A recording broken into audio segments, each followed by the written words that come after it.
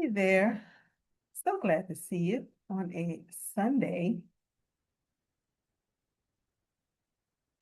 I cut my hair down a little bit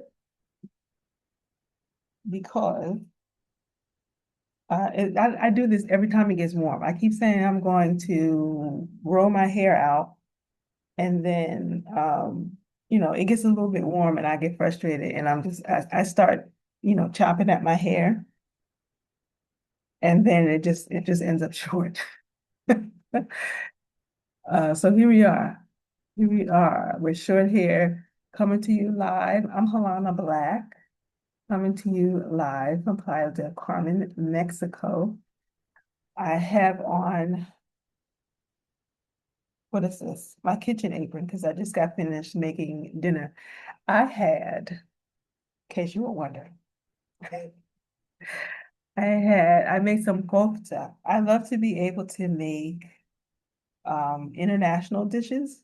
And I kind of have always, I think I've always been that way. So been sort of curious about culture and food. Um, well, I've been curious and I discovered culture through food. Um, and so I made kofta, which is, you can probably find different versions of kofta in various Middle Eastern cultures. And so kofta is a ground beef dish. It's like little mini, I don't know, kebabs, hamburgers, if you will. And it's highly spiced. So I chopped up a bunch of parsley, garlic, like nutmeg and cinnamon and allspice. And I think I put a little bit of garam masala in there, sea salt, of course. Just a bunch of stuff. And you make it into these like little like nugget size things. And you just sort of cook it like a burger in a pan. And I had that with a big kale salad because I eat one big salad every day. So my big salad for today was a kale salad. Just, nothing extraordinary. But um, one big bunch of kale, and I ate that with, um, an avocado, so a bunch of lime juice, garlic, a little onion. I put some mint and parsley in there, fresh mint and parsley, chop that up real fine in there. And then I massage it so it'll make the kale really soft. Um, what else was it? Yeah, and that was it. With some water. So that was my dinner for today. And I really loved it. And the reason why I'm even bothering to share that is because it does have something to do with today's video, which is why you're actually here. You didn't actually come here to sit here and listen to me talk about what I ate for dinner. But I call this video Why the Cheapest Country is Usually the Wrong Way to Move Abroad. Um, so why is this important? A lot of people come to me asking about moving abroad as part of the life that they want to be able to lead, right? And the first question they generally ask is usually the same. They say, Helena, what's the cheapest place that I can go to? And that question actually tells me something important about what it is that they prioritize. And I really believe that just asking the question of asking, what's the cheapest place for me to go is generally the absolute wrong place to start. I'm not saying that budget isn't important. Hear me out. I'm not saying that budget's not important. I'm just saying don't start necessarily with what's the cheapest place and just end up there. So here's the real problem. When people think about moving abroad, they usually start with their cost of living. They might have a list of the cheapest countries. What's the easiest visa to get? They might start off with, just a bunch of internet lists of, best places for Black women to live. And it's not that any of these resources aren't useful. I have certainly checked out a lot of these resources during my, I guess we're going on 8 years abroad now. I've been abroad since 2018. really haven't returned to whatever my life was back in the States. I have lived in 10 different countries since 2018. Um, and so I say all that. People start with all these different lists, but they really start with the most important question, which is, what kind of life do you actually want to live? And so I started out this video with telling you about the food that I eat, what it is that I made for dinner, and my little kitchen apron here that I bought when I lived in Rwanda. I absolutely love this thing. I love I love having this Rwandan keepsake hanging up in my kitchen. I get to look over to my kitchen. I see it hanging up. It's actually hanging next to a painting of a heart, which sort of, I didn't do it on purpose. It just kind of happened by accident. I was sort of sitting back in a chair and looking at it one day, and I said, "Oh, I have a big painting of a heart next to my favorite kitchen apron because I really love cooking and I love culture and I love cooking and I love traveling." And I realized that I have created much of the life that I have always wanted to live. I just need to be able to create more of the thing that I want. Um, and I enjoy this process. I really love this process of how I live. And so when I speak to people, I want to be able to share that process instead of, picking up and moving like it's an emergency from one spot to the next. I really want you to be able to put some real effort and thought um, and figuring out what it is that you need out of your life because we only get one. We only get one time to be able to do this. And if you're watching this, you're probably a woman who's over the age of 40, maybe even 50, and you understand that, tomorrow is not promised. You understand that at any time, this could all be over. And don't you want to be at a stage in your life where you are living well, you feel good about your life, you're around people that you really love, and you're doing the things in your life that really matter to you? I do. And so if you're probably watching it and you're still here, you've made it through the first few minutes of this video. I appreciate you.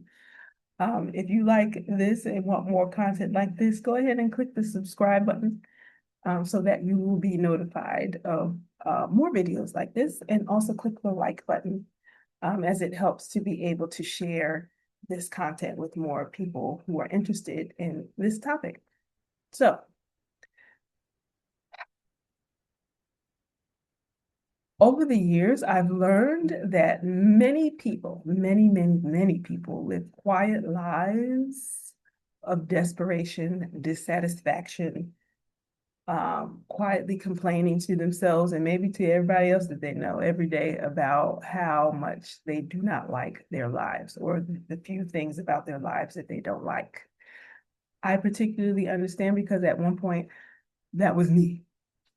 I complained about the job. I complained about the hours that I worked. I complained about not being able to eat when I wanted to be able to eat. I complained about my coworkers. I complained about my boss. I complained about the work that I complained about everything.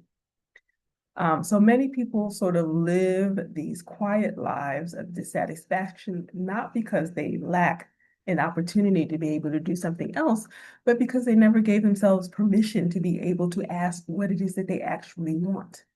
And when you start giving yourself permission to ask what you actually want, you start to get a different result. Otherwise, this is what happens. You start living the same day over and over again, and then the next thing you know, the year is up, and then you might start off the year with some New Year's resolutions, say, I'm going to change my life from top to bottom. And what happens by February, March, you realize that you haven't done a darn thing to change anything. And so what happens is you wind up building a life that feels practical. You make your choices based on practicality.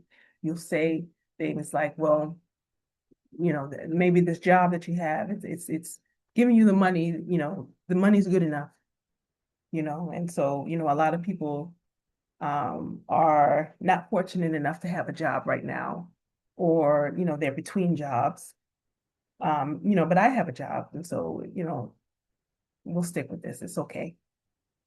Um, and so you're being practical. Some people make decisions or they build their lives based on fear. If I leave my job, what else am I going to do with myself? As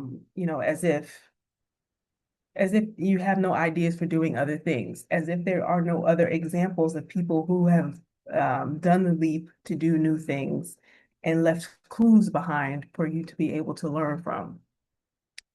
Um, and it's not that you can do things without the fear. Um, But you really just got to learn how to be able to live with it for a while and learn how to be able to transmute your fear into other things, at least temporarily. Like even for myself, I still feel fear about certain things that I do, certain decisions that I make for my life. And it's because I'm jumping from one stage of life into the next. And I may not always have a safety net there, but I have to do the leap because if I don't do it, I'll never be able to know whether or not I was actually able to do it. And I've gone too far at this point. God, I've gone too far.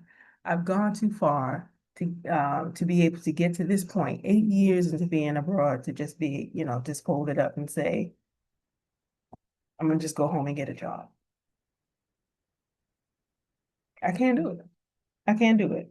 That would just be an absolute disappointment. So I'm more fearful of not doing the thing than I am of just jumping out there and doing what I know how to do to the best of my ability and saying, all right, well, where is this going to land me? Um, a lot of us build lives based on what other people expect. I've met 50, 60-year-old women who are still doing stuff that their parents expected them to do. And I'm like, for God's sake, you're 50 years old. Let's put your parents' expectations down and start discovering what it is that you want to do for yourself. Um, let's put the expectations of, maybe you belong to a particular religion. Maybe you've got gender expectations that are sitting on you. There's all sorts of expectations that we take on consciously and unconsciously that we don't even think about that actually keep us from living the life that we want to be able to live. Um, and again, we'll choose based on, what we feel like is reasonable, which is very much connected to being practical. And so none of these things are actually based on what actually excites you, what excites you. So I started this video talking to you about the food that I make and why the food that I was making actually makes me excited. I love Middle Eastern food. I love the way it smells when I'm cooking it. Um, Most people that I meet, they don't eat kofta on a regular basis. They certainly don't eat it in Mexico. So it's a different experience. And I'll be honest, the stuff that I make at home is usually better than the stuff that I get at restaurants. Like that's where I am with the food that I make. The food that I make is actually better than the stuff that I get in restaurants. Um, and I'm actually quite proud of that. I still love a good restaurant. Um, but I still it just surprises me of just how I could take like I'm like the spices are poor, the oil was cold when they made these potatoes, all sorts of things. I can pick it out in the um, flavor of the food, but I'm getting beside myself. Um, so when I left the States in 2018, I wasn't really chasing the cheapest place as I was chasing space for me to do healing.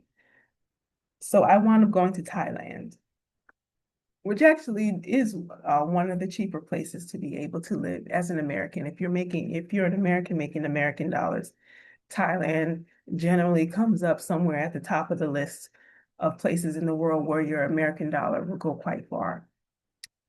Um, but that while, cost of living was important because I knew I didn't have a lot of money to start with.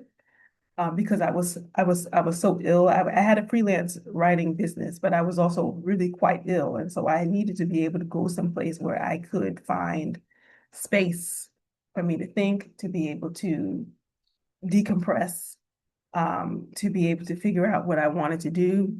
I knew I needed to see a person, a healing person. I was in the middle of a healing journey and didn't really know that at the time. And I was looking for someone or group of people who can help me. And I didn't really have a list of what it is that I was looking for. I was just super, I just knew that I would know it. I'd get it together. Hold on.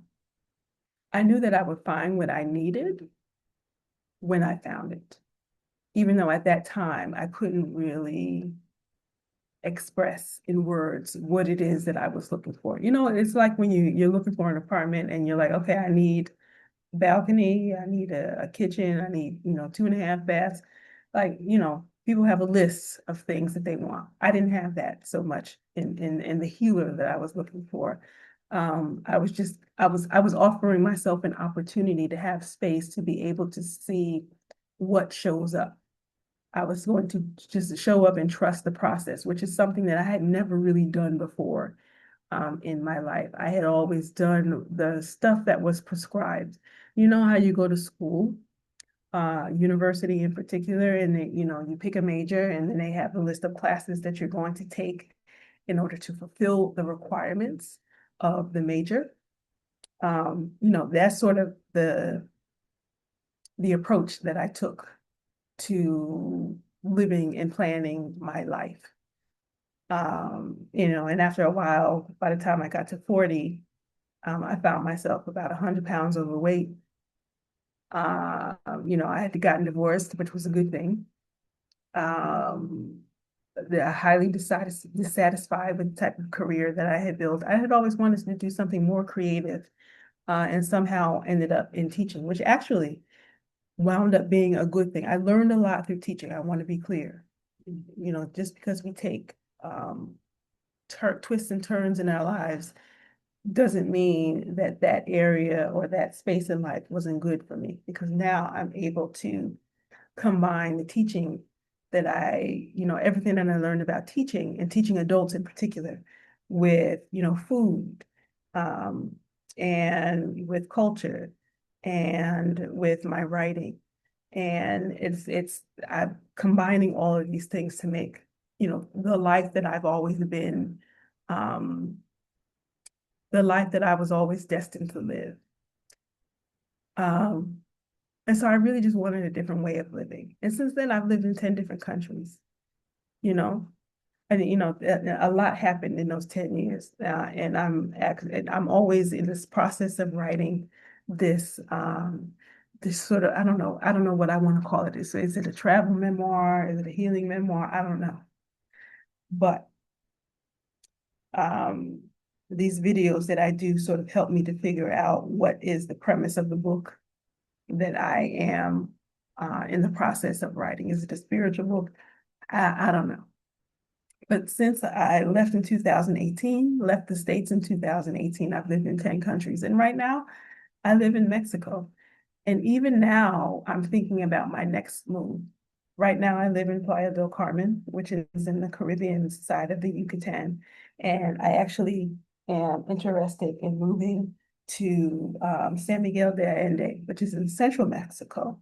And I have this vision for this beautiful home that I'm going to move to, and I'm going to turn it into a creative studio. And I'm going to live there to live out my greatest creative dreams. Because up until now, I have lived, sort of like a nomad. I don't own a lot of things. Um, and most of the places that I've lived in, the places have been quite small, with the exception of Rwanda. And that's only because homes tend to run quite large in Rwanda, maybe even Africa in general. Um, but there I had a very large 1 bedroom with 3 balconies. It was crazy and it was gorgeous. I loved it. I really wish that I could take that apartment that I had in Rwanda and take it with me around the world. But um, I got really attached to the views that I had. And views, I'm saying on purpose because I had 3 balconies in 3 different directions.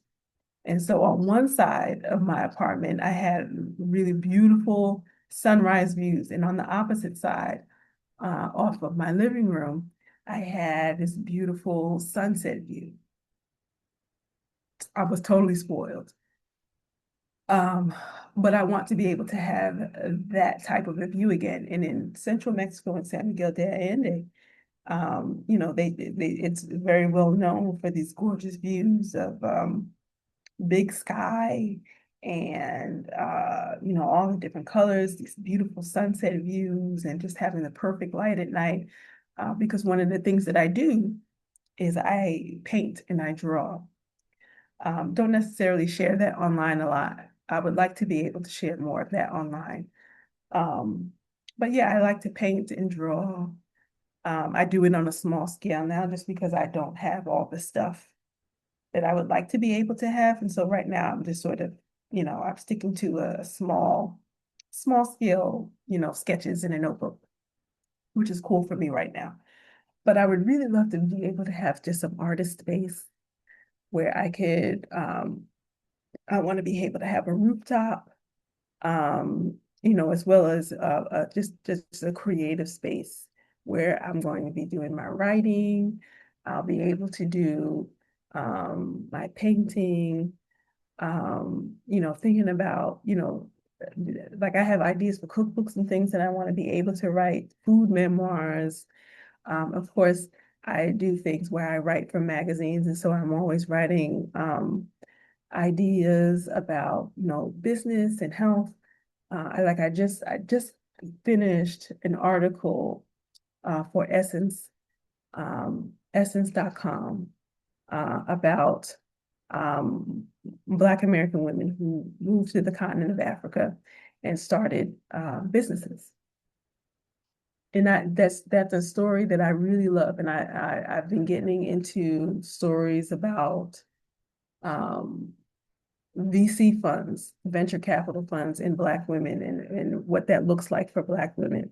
All of this stuff, I don't, and this is information that I don't have, that I have not grown up learning, but it interests me and I would love to be able to write more about it. As a Black woman, I think it's an opportunity for me to be able to share this information in spaces where a lot of us don't get this information. So, that's another creative outlet for me to be able to express and to be able to work on. And I need to be able to have my creative home of my dreams. I'm going to have a beautiful kitchen. It's going to have a beautiful Mexican tile and all the stuff that I need to be able to have in it. I'm thinking of doing a podcast at some point too. So I need some space to be able to do a podcast. And then again, I'm also an avid meditator. I meditate 1 to 2 times a day for 20 to 30 minutes at a time. And so I need space. I want a space, create a quiet space for my meditation. At the moment, I just sort of meditate on my bed because my apartment is actually quite small, you know, and it works. When I go outside, it's nice to be able to do like meditation on the beach and things like that. But I'll be honest with you, I'm kind of over the beach. I'm kind of over the beach. Um, and I know that sounds crazy for people. People come here to Playa del Carmen, for vacations. Playa del Carmen is close to Cancun. People come here for vacations and they save their money for, weeks, months, years even to be able to experience this. And I'm talking about, I'm kind of over the beach. But I have lived on the beach before. I've lived on the beach before, and when I lived in Da Nang, and it was a very different experience. And I think I've probably talked about this in other videos. Um, but yeah, I think the beach in Mexico is really or at least for me, like it's made for vacation now. And I would be quite happy living in a sort of desert environment. Um, the beauty of the desert environment in San Miguel, in the middle of a super creative town. San Miguel de Allende is really known for its creativity. There's writers, artists, singers, dancers, musicians, all sorts of people who sort of uh, to come to the town to sort of live together. And it's Mexicans as well as outsiders who are the creatives there. And I want to be able to take art lessons. I did not leave the States thinking that I was going to be an artist, but here we are. And I want lessons. I started to teach myself when I was in Vietnam at the very beginning of the pandemic. And I sort of used it as a way to be able to, just sort of self-expression. There were times when we were on lockdown for at least 6 weeks at a time. And so, as a person who was living by myself, I just needed, I needed to create something. I needed to be able to create something. And so I really got into painting. And I also found that it was a very meditative process for me as well. And so that process has kind of grown. And now I want to be able to learn more technique from people who do this on a regular basis. And my in my head, I have this vision of me creating these large, like that's the most intimidating thing. I want to be able to create these large, colorful paintings that I can put at least on my wall. Maybe at some point I'll be able to sell it or put it in a gallery or include my paintings and the writing that I do. I don't know. We'll see. I'm sort of enjoying the process of seeing, what it is and how it's going to turn out. But that's, I'm just sharing this because that's the life that I see for myself. And so um, I'm asking you, where is it that your life wants to expand further? When you give yourself the space to be able to think about what it is that you want, what comes up for you? What are the things that you have always wanted to do, but just sort of, threw under the bed, so to speak, because you were being practical? Where does your life want to expand? And so this is really the philosophy that I use in my Design the Decade conversations with women.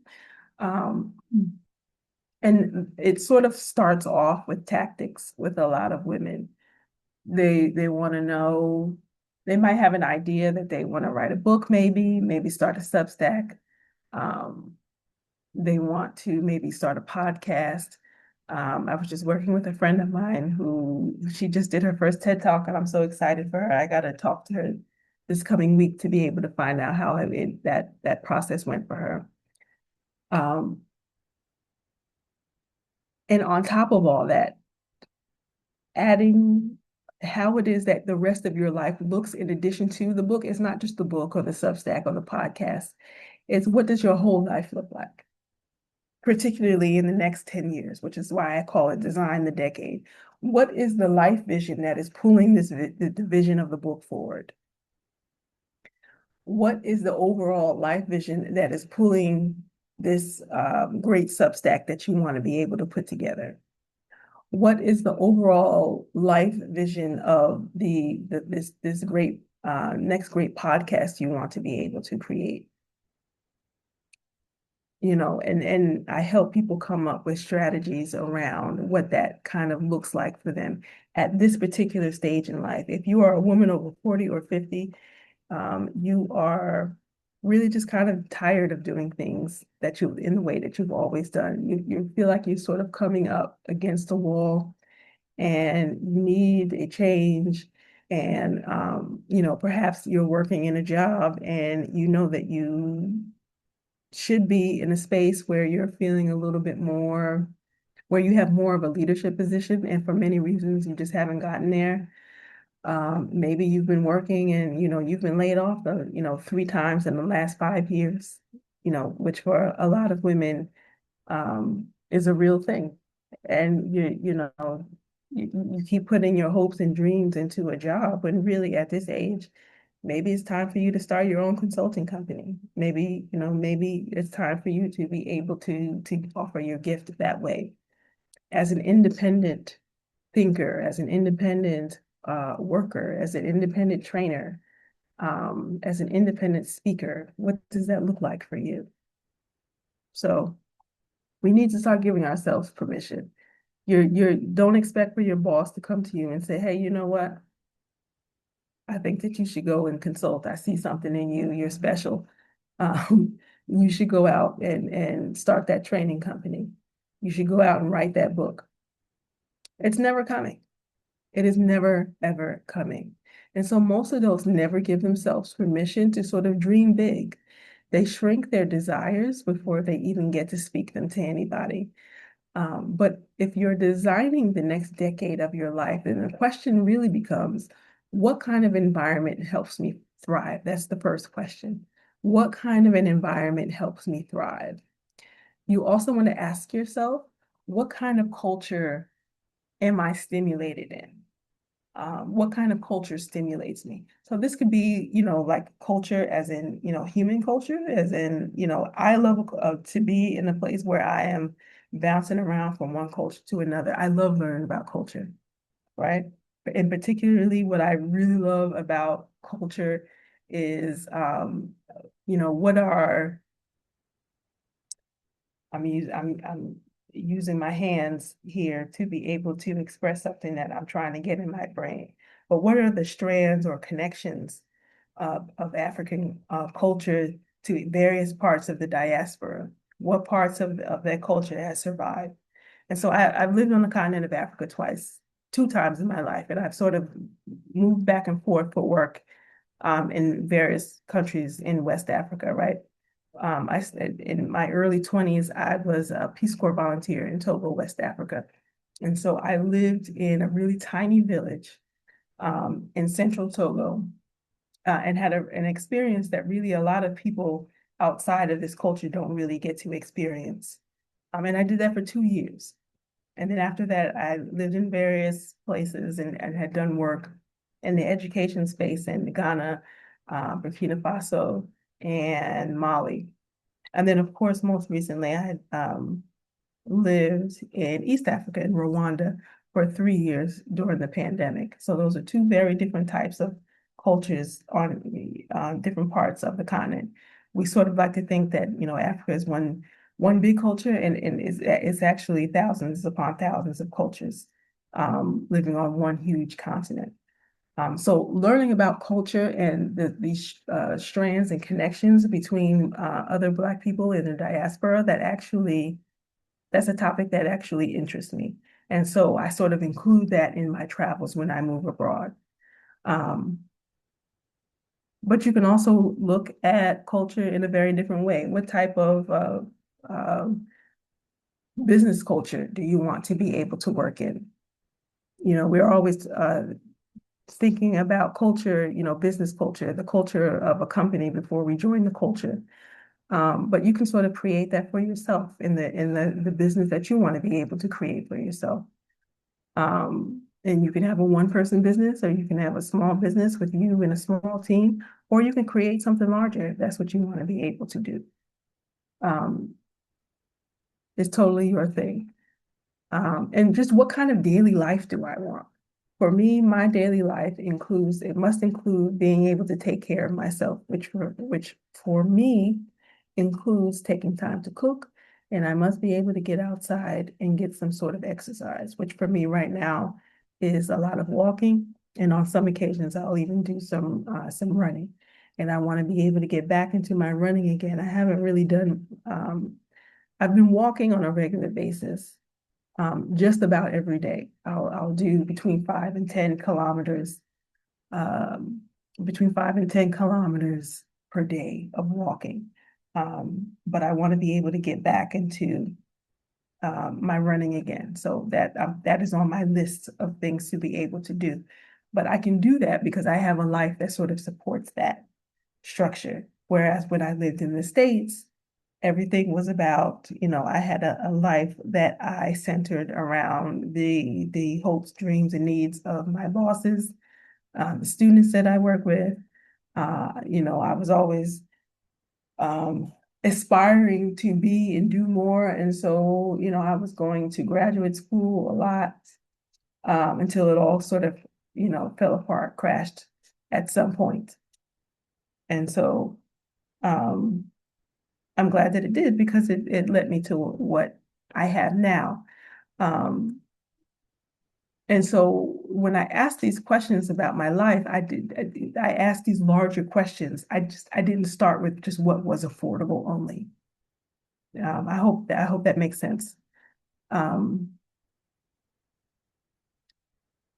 so I want to be clear. Like, I'm not a move abroad coach. I don't necessarily work with people on helping people figure out how it is that they want to how to move abroad. I don't necessarily teach that. Um, However, being living abroad or living internationally has been part of my life for a number of years. The last almost 8 years now, and of course, certainly before that, I was going in and out of the States anyway. Um, I have a very global adulthood. I like to be able to say much more than a lot of other people that I knew in my 20s, 30s, and even 40s. And it taught me something very important, that location is one of the most powerful design decisions that you can make for your life. Where you live actually matters. Don't just end up in a space um, by default, by accident. Just because, you were with somebody and let me plug my computer in. I've spoken to women who said that they moved to a particular city before a boyfriend. They thought it was going to go somewhere and it didn't. And they, 5, 10 years later, they find themselves still in the same place. And they don't necessarily love it. It's not bad, but they don't necessarily love it. Such a waste of life. Cut it out. Cut it out. We're just be more intentional about what it is that you want and create it. Like, get excited about your life and what it is that you're doing. You may not give not near one damn about how it is that I have created. The decisions that I've made for my life may not fit you, and that's okay. But what does? What does make you excited? So here's a question that's worth asking yourself. If you weren't choosing your life based on practicality alone, what kind of life would you actually design? Like, really think, like, I want you to pull out your notebook, write this down.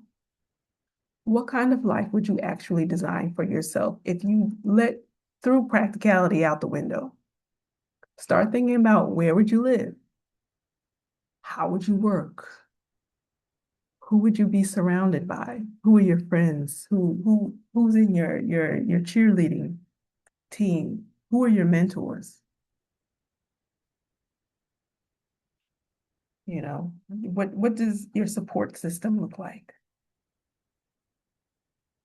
Um, I started off by talking about food, but also the fact that I moved abroad because I needed health support, and I couldn't find the health support that I needed in the United States. Traditional, or I shouldn't say traditional, but Western medicine doesn't necessarily work for me. Do what you do.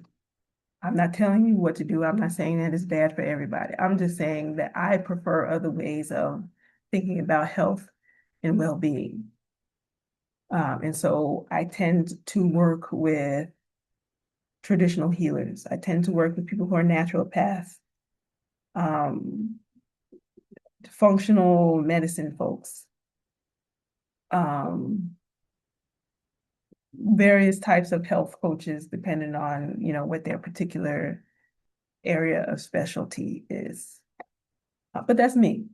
Doesn't mean that you have to do that. Do you, right? Who do you want to be surrounded by? Um,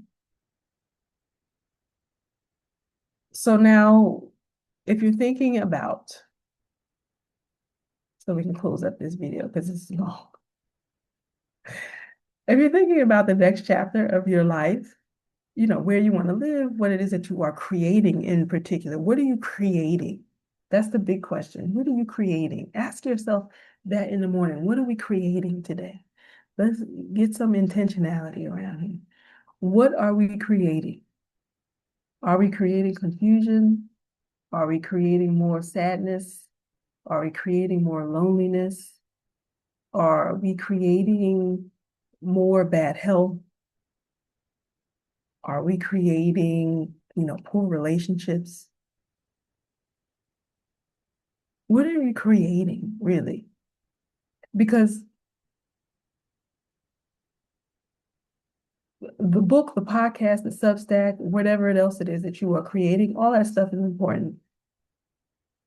But it's the philosophy that you have behind that. What's the life that you have behind that that will sort of push the vision for the book, the podcast, the Substack, whatever else it is that you want to be, the speaking career. That's the part that matters. That's the part that matters. How do you want your next decade of your life to look? And that's what I talk about. I offer these 20-minute sessions.